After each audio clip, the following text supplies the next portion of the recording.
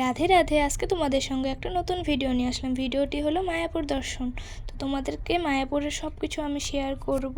তো আমরা নবদ্বীপেই ছিলাম একটা মন্দির থেকে বের হয়ে একদম ঘাটে চলে আসলাম।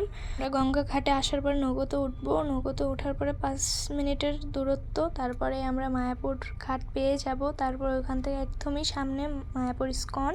তো তোমরা দেখতে থাকো ভিডিওটা কেমন লাগে। মায়াপুর ঘাটে এসে পড়লাম।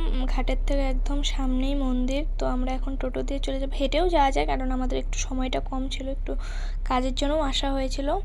তো তার জন্য আমরা একদম টোটো দিয়েই চলে যাব। চারো সাইড পুরো গ্রিন, দেখো অনেকটা বেশি সুন্দর লাগে। মায়াপুর ঢোকার সঙ্গে সঙ্গে ফিলিংসটাই একদম আলাদা হয়ে যায়, অনেক বেশি ভালো লাগে। ফাইনালি আমরা ইস্কনের সামনে এসে পড়েছি। দেখো কতটা বেশি সুন্দর লাগছে মন্দিরের সামনেটা।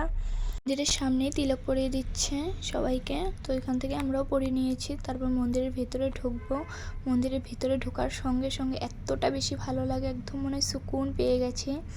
দেখো মন্দিরটা কতটা বেশি সুন্দর লাগছে। তো মন্দিরটা এখনও কমপ্লিট হয়নি। তো আমাদের শ্রী প্রভুপাদ এখানে কীর্তন করতো, তার জন্য এখনও 24 ঘন্টা কীর্তন হয়, দিন রাত 24 ঘন্টা ভরে কীর্তন করে। তো দেখো আমরা এখন মায়াপুর চারো সাইডটা ঘুরবো।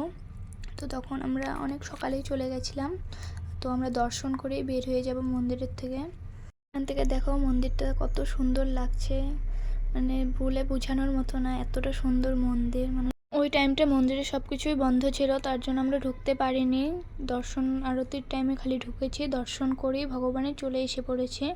ভিতরে মোবাইল অ্যালাউ নেই, তার জন্য আমি তোমাদের সঙ্গে দর্শন আরতিটা শেয়ার করতে পারিনি। বাইরে একটু একটু করে দেখিয়েছি। কেমন লাগে অবশ্যই জানাবে।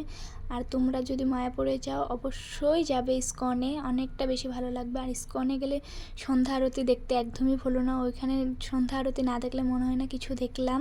ভিডিওটা কেমন লাগে অবশ্যই জানাবে। রাধে রাধে।